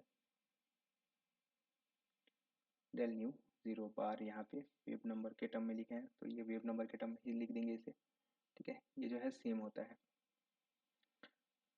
अगर इन तीनों के वेवलेंथ में अगर हम लोग रिलेशन देखें तो वेवलेंथ में रिलेशन आप लोग याद रखेंगे, 2λ0 equal to 1 upon lambda anti Stokes plus 1 upon lambda Stokes, ठीक है, तरंग दैर्ध्य। इसी से आप लोग फ्रीक्वेंसी में भी रिलेशन निकाल सकते हैं, 2μ0 इक्वल टू इस टाइप से। इसके बाद रमन स्पेक्ट्रा, दो टाइप के जो है वो रमन स्पेक्ट्रा हमें देखने को मिलता है, एक वाइब्रेशनल रमन स्पेक्ट्रा और एक रोटेशनल रमन स्पेक्ट्रा, ठीक है। क्लासिकल थ्योरी, देखो रमन इफेक्ट हमें क्यों देखने को मिलता है, इसके लिए क्लासिकल थ्योरी किस पे बेस्ड था, ऑक्सीलेशन ऑफ डाइपोल, ठीक है, विच क्रिएटेड बाय पोलराइजेशन। ये पॉइंट आप लोग याद रखेंगे कि क्लासिकल थ्योरी बेस्ड किस पे था, ऑक्सीलेशन। ये जो रमन इफेक्ट हमें देखने को मिलता है due to oscillation of dipole which created by polarization due to radiation और एग्जिस्ट नेचुरली। या तो इसमें जो डाइपोल मूवमेंट डाइपोल मूवमेंट का जो चेंज होगा वो पोलराइजेशन के कारण होगा, या फिर किसके कारण होगा, ये नेचुरली जो है वो एग्जिस्ट करेगा, ठीक है।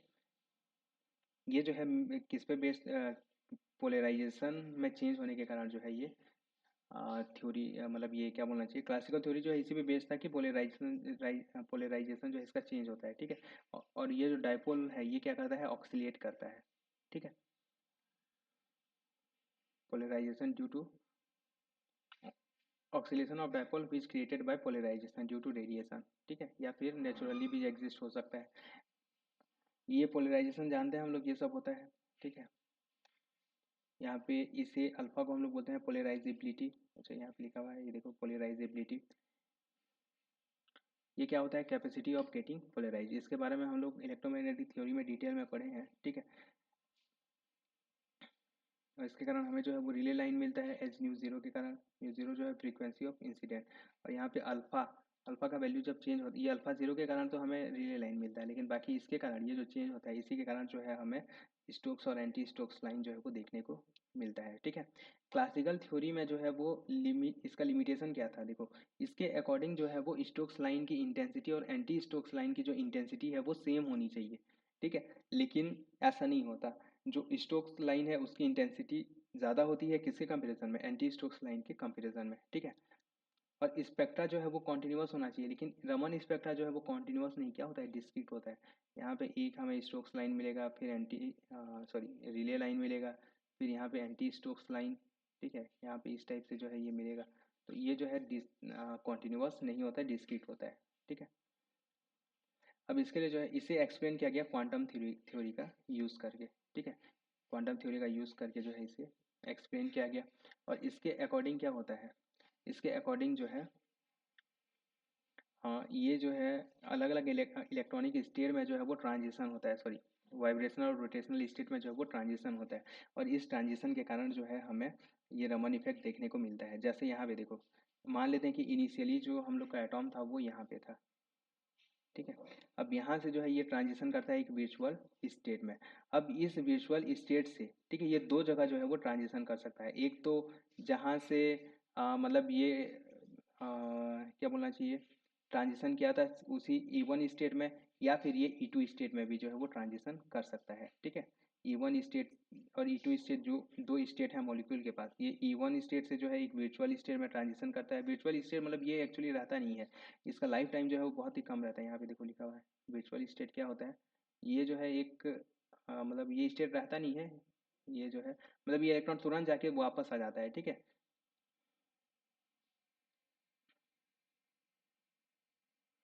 तो ये वर्चुअल स्टेट है। अब यहाँ से अगर ये सेम स्टेट में ट्रांजिशन करता है तब सेम फोटोन मिलेगा।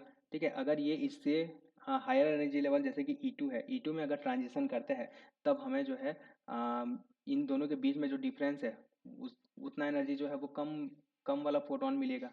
ठीक है, तो इसी को हम लोग बोलते हैं इसी से जो है हमें क्या मिलता है, स्टोक्स लाइन मिलता है। ठीक है, अब यहाँ पे देखो एंटी स्टोक्स लाइन क्यों मिलता है हमें, ये जो है अपर स्टेट में था, ये ट्रांजिशन करके एक वर्चुअल स्टेट में गया। अब यहाँ से जो है वो ट्रांजिशन किया कहाँ, हायर स्टेट में, मतलब उससे कम स्टेट में। तो इसके लिए जो है वो फ्रीक्वेंसी क्या हो जाएगा, बढ़ जाएगा। ठीक है, और इसके लिए अगर वो सेम स्टेट में ट्रांजिशन करता है तो एच म्यू जीरो। तो इस ये मिलता है हम लोग को स्टोक सॉरी रिले, ये रिले। ठीक है, और ये हमारा मिलता है एंटी स्टोक्स। ठीक है, तो ये था क्वांटम थ्योरी एनर्जी स्टेट में ट्रांजिशन के लिए। और इससे हमें क्या पता चला कि जो मॉलिक्यूल है उससे कम जो है वो दो एनर्जी स्टेट तो होने चाहिए। ठीक है, तभी जो है वो क्या दिखाएगा, रमन एक्टिव होगा और रमन इफेक्ट जो है वो दिखाएगा। कम से कम दो एनर्जी स्टेट तो होने ही चाहिए। क्लियर है, तभी जो है ये जो हमें रमन इफेक्ट जो है वो देखने को मिलेगा। ठीक है, इलास्टिक कोलिजन, इसमें जो मतलब जो भी रेडिएशन यहाँ आ रहा है, ठीक है, रेडिएशन जो इंसिडेंट हो रहा है वो अगर इलास्टिक होता है तो रिले स्कैटरिंग देखने को मिलता है, और अगर इन इलास्टिक होता है तो स्टोक्स और एंटी स्टोक्स लाइन जो है वो देखने को मिलता है।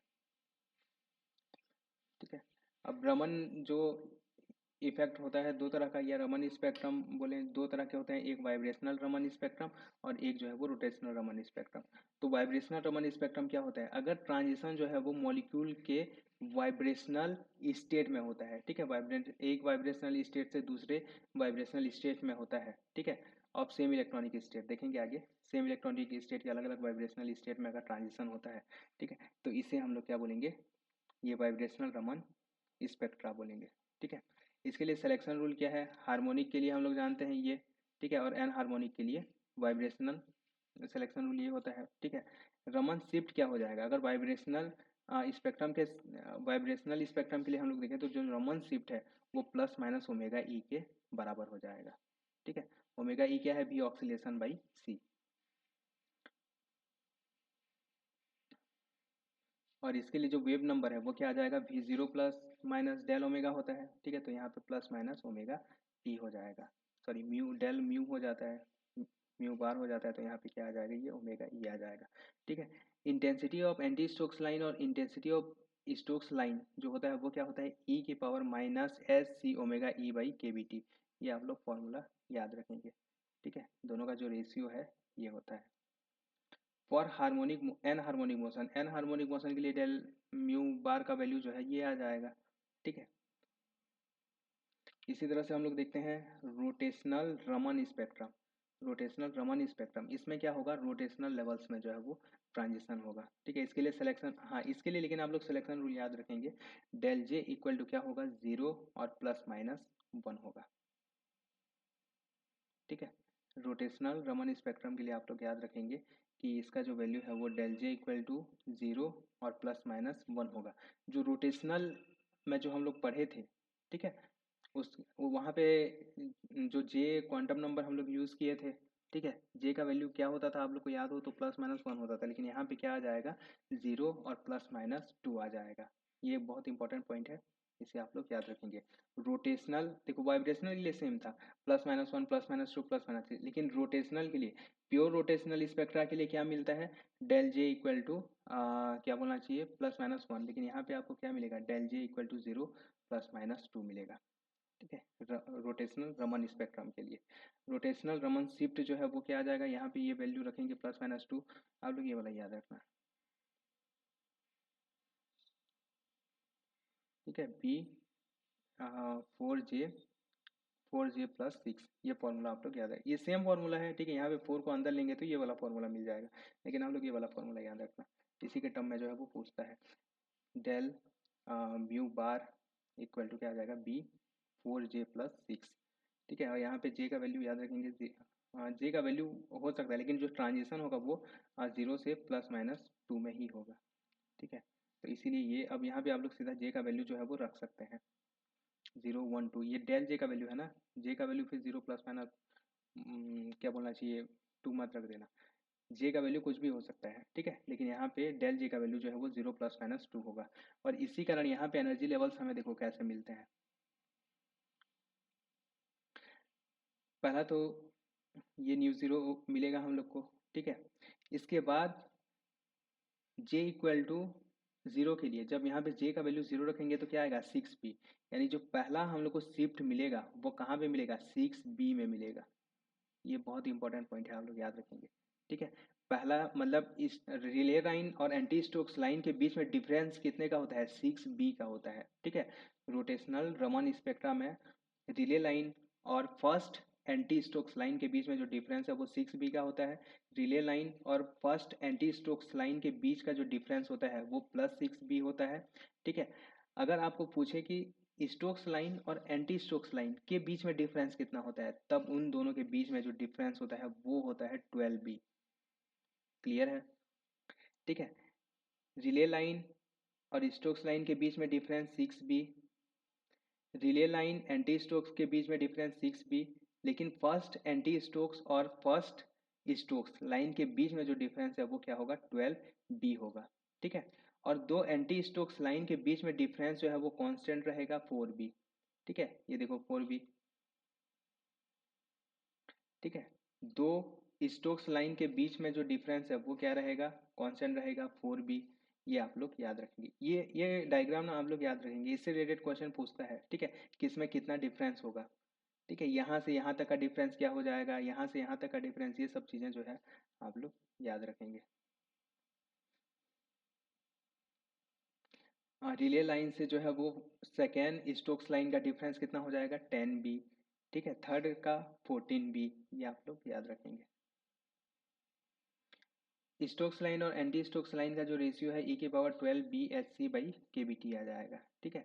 इससे पहले हम लोग जो पढ़े थे वो पहले एंटी स्टोक्स था ना ऊपर में, ठीक है, ई की पावर -12 BHc/kBt आ जाएगा, ठीक है, अगर एंटी स्टोक्स लाइन ऊपर में है तब। तो ये होता है हमारा रमन वाइब्रेशनल स्पेक्ट्रा और रमन रोटेशनल स्पेक्ट्रा। अब कुछ मॉलिक्यूल का जो है हम लोग रमन स्पेक्ट्रा देख लेते हैं, जैसे हाइड्रोजन का, ठीक है। H2 मॉलिक्यूल के लिए जो आई होता है वो हाफ होता है, ठीक है। मॉलिक्यूल जो है फर्मियन होगा और इसके लिए जो वेव फंक्शन है, टोटल वेव फंक्शन जो है वो एंटी साइमेट्रिक होगा।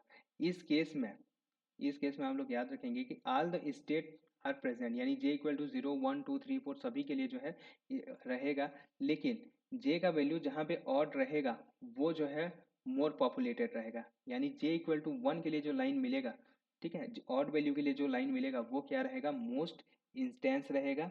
किसके कंपेरिजन में,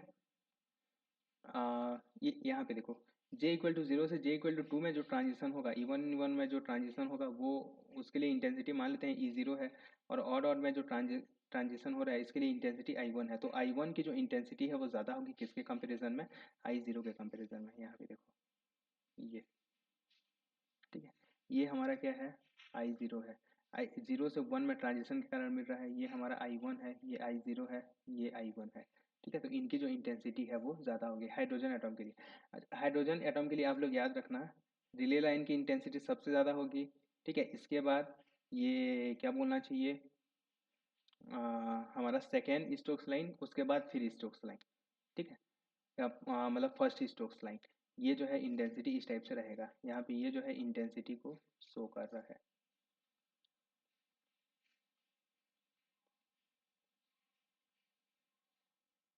ठीक है। और ये स्टोक्स लाइन और एंटी स्टोक्स लाइन में इंटेंसिटी किसकी, यहाँ पे सब बराबर दिख रहा है, ये बराबर नहीं होगा, ये स्टोक्स लाइन की जो इंटेंसिटी है वो कम होगी, ठीक है। ये इसकी सॉरी एंटी स्टोक्स लाइन की जो इंटेंसिटी है ये कम होगी, ये यहाँ यहाँ पे होगा, ये ऐसी होगा, ठीक है। याद रखना इनकी इंटेंसिटी जो है वो कम होगी। Raman spectra of nitrogen molecule, nitrogen के लिए रमन स्पेक्ट्रा देखो,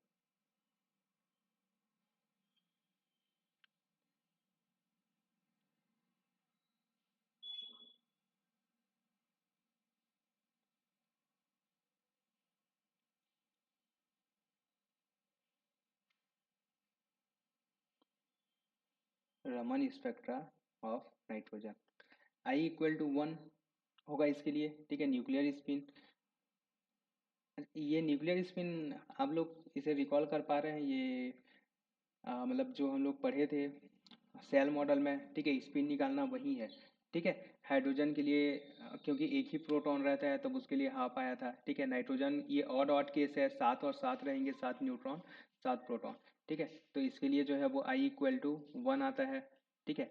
ये जो मॉलिक्यूल होगा वो बोसॉन होगा, वेव फंक्शन जो है वो साइमेट्रिक वेव फंक्शन होगा, आल स्टेट, और इसके लिए जो है वो सभी स्टेट जो है वो रहेंगे, लेकिन J equal to E1 is more populated than J equal to odd, ठीक है। जे इक्वल टू E1 जो है वो ज़्यादा पॉपुलेटेड होगा किसके के, जे E1 से, इसीलिए जो 0 से 2 वाला जो ट्रांजिशन है वो मोर पॉपुलेटेड होगा किसके कंपैरिजन में, ये 1 से 3 के लिए जो ट्रांजिशन होगा, जस्ट इसका उल्टा ना, ठीक है। ये आप लोग याद रखेंगे।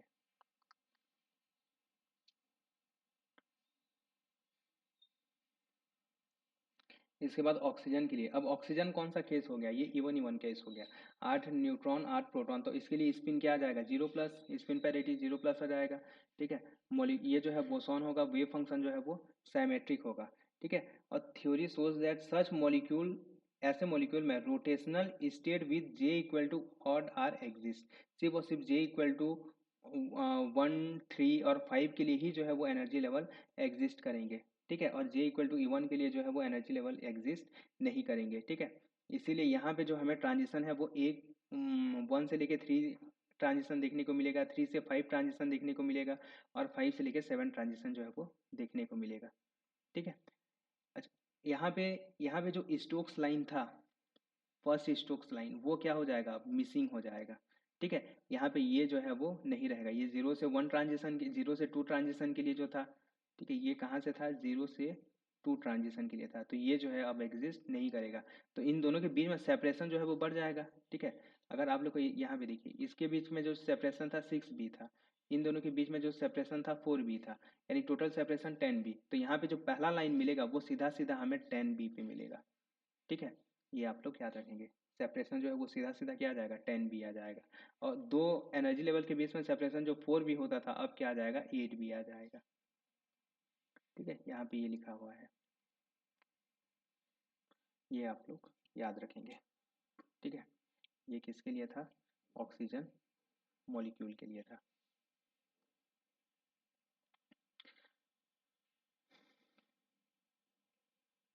यहाँ पे देखो मॉलिक्यूल को कैसे हम लोग ये बताएंगे कि वो कौन सा जो है वो एक्टिव है। जैसे ये प्योर रोटेशनल, वाइब्रेशनल और रमन, ठीक है। यहाँ पे देखो, जो ये HCl, NaCl इस टाइप के मॉलिक्यूल होते हैं जिनमें क्या होता है, परमानेंट डाइपोल मोमेंट होता है और नो सेंटर ऑफ साइमेट्री, और सेंटर ऑफ साइमेट्री नहीं होता, ठीक है। ऐसे मॉलिक्यूल जो है वो हमेशा क्या दिखाते हैं, माइक्रोवेव, ये माइक्रोवेव एक्टिव रहते हैं, मतलब क्या बोलना चाहिए आपका, प्योर रोटेशनल स्पेक्ट्रा दिखाते हैं, ठीक है। इंफ्रारेड एक्टिव रहते हैं, वाइब्रेशनल स्पेक्ट्रा दिखाते हैं, और रमन एक्टिव रहते हैं, रमन स्पेक्ट्रा भी जो है वो देखने को मिलता है, ठीक है। लेकिन ऐसे मॉलिक्यूल जिनमें परमानेंट डाइपोल मोमेंट नहीं होता, जैसे कि CO2, CS2, ये लीनियर या फिर लीनियर ट्राई एटॉमिक मॉलिक्यूल जो रहते हैं, ठीक है, जिनमें सेंटर ऑफ साइमेट्री होता है, ये जो हैं प्योर रोटेशनल स्पेक्ट्रा नहीं दिखाते हैं, ठीक है। इनमें परमानेंट डाइपोल मोमेंट नहीं होता है, ये प्योर रोटेशनल स्पेक्ट्रा नहीं दिखाते हैं। हाँ, लेकिन ये वाइब्रेशनल स्पेक्ट्रा भी दिखाएंगे और रोटेशनल स्पेक्ट्रा भी दिखाएंगे। और देखो, जो वाइब्रेशनल स्पेक्ट्रा दिखाता है इसे हम लोग IR एक्टिव बोलते हैं, ठीक है, इंफ्रारेड, क्योंकि वाइब्रेशनल जो लेवल होता है वो इंफ्रारेड रीजन में होता है। जो रोटेशनल स्पेक्ट्रा दिखाते हैं उन्हें माइक्रोवेव एक्टिव बोलते हैं, जो रमन स्पेक्ट्रा दिखाते हैं इन्हें रमन एक्टिव बोलते हैं, ठीक है। इसके बाद होमोन्यूक्लियर, होमोन्यूक्लियर जो होते हैं H2N2O2, ये जो है ना तो रोटेशनल स्पेक्ट्रा दिखाते हैं और ना तो वाइब्रेशनल, क्योंकि इनमें जो है वो डाइपोल मोमेंट ही नहीं होता, परमानेंट, या सॉरी मतलब डाइपोल मोमेंट ही नहीं होता, परमानेंट हो चाहे चेंजिंग वाला हो, दोनों नहीं होता, ठीक है। लेकिन ये जो है रमन, रमन में pure rotational spectra, pure rotational Raman spectra जो है वो शो करते हैं, ठीक है, H2N2 और O2। इसके बाद इस टाइप के जो मॉलिक्यूल होते हैं CH4, Cl, C4, ठीक है, SF, जो साइमेट्रिक मॉलिक्यूल्स होते हैं, ठीक है, ये रोटेशनल शो नहीं करते, वाइब्रेशनल शो नहीं करते, लेकिन ये रमन स्पेक्ट्रा जो है वो शो करते हैं, लेकिन वाइब्रेशनल रमन स्पेक्ट्रा जो है वो शो करेंगे, ठीक है।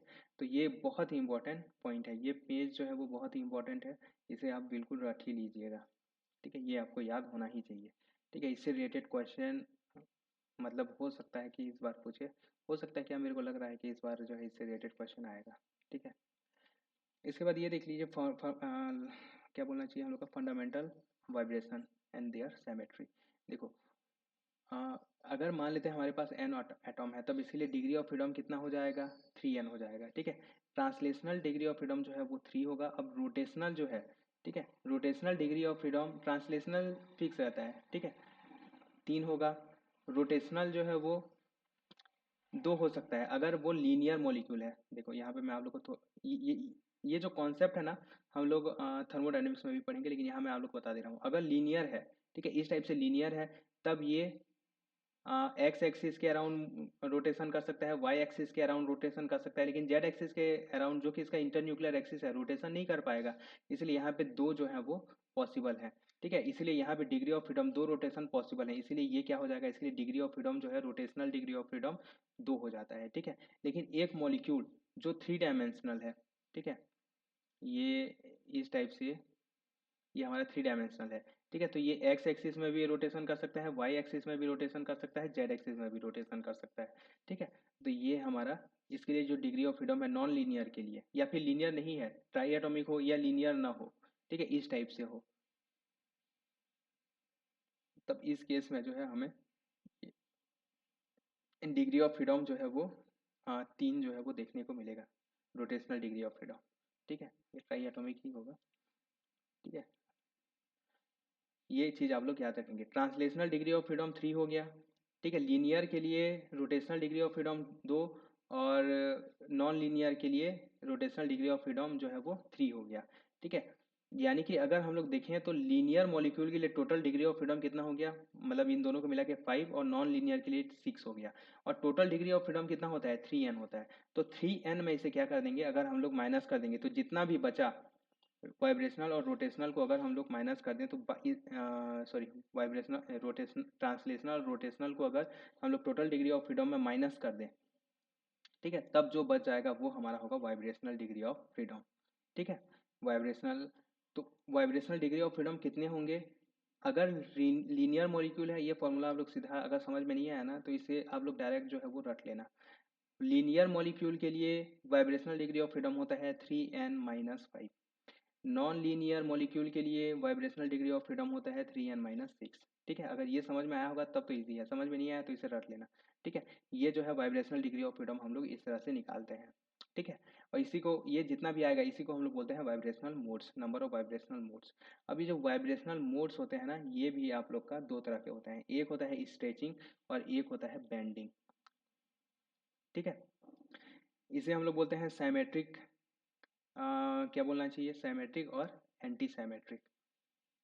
ठीक है, जो स्ट्रेचिंग होता है वो साइमेट्रिक भी हो सकता है, एंटी साइमेट्रिक भी हो सकता है। अच्छा देखो, ये ये वर्ड आप लोग याद रखना, स्ट्रेचिंग जो है वो दो तरह का होता है। स्ट्रेचिंग, मैं ना इसका एक वीडियो भेज दूंगा, मतलब मैं एक वीडियो का ना लिंक डाल दूंगा, आप वहां से ना देख लेना कि स्ट्रेचिंग क्या होता है और बेंडिंग क्या होता है। स्ट्रेचिंग मतलब इसका जो बीच का जो इंटरन्यूक्लियर डिस्टेंस है, ठीक है, वो जो है वो चेंज होगा।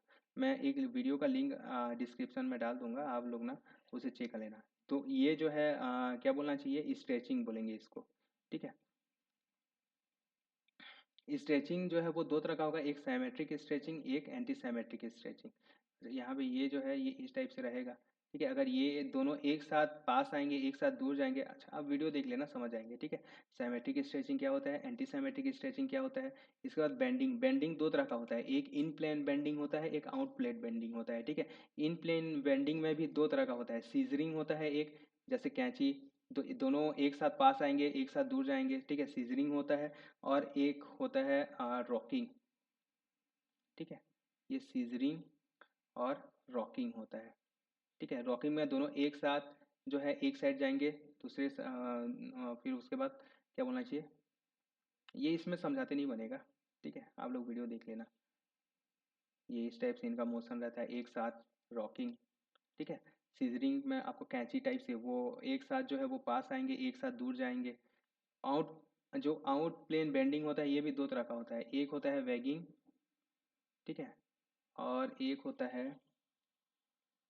एक का क्या नाम रहता है, एक वैगिंग रहता है, जब दोनों जो है वो एक साथ मतलब प्लेन के बाहर, मतलब क्या बोलना चाहिए, आते हैं, और एक जो है वो मतलब प्लेन के बाहर एक साथ आते हैं, और एक बार एक आता है फिर दूसरा पीछे जाता है, इस टाइप से रहता है।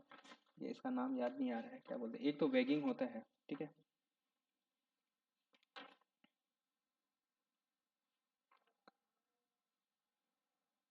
मैं इसका वीडियो भेज दूंगा, आप लोग उसमें देख लेना।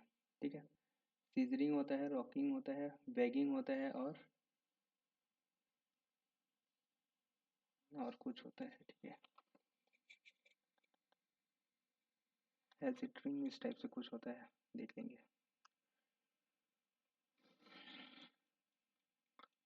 ठीक है, तो ये था हम लोग का मोलिकुलर स्पेक्ट्रम में जो इम्पोर्टेंट पार्ट है। ठीक है, rotational, vibrational, vibrational plus rotational, Raman, Raman vibrational और रमन रोटेशनल स्पेक्ट्रा। ठीक है, ये जो है बहुत ही इम्पोर्टेंट है। इसके बाद अभी नेक्स्ट वीडियो जो होगा उसमें हम लोग पढ़ेंगे एनएमआर, ईएसआर, ठीक है, और क्या बच गया हम लोग का, इलेक्ट्रॉनिक। ठीक है, इन तीनों के बारे में पढ़ेंगे।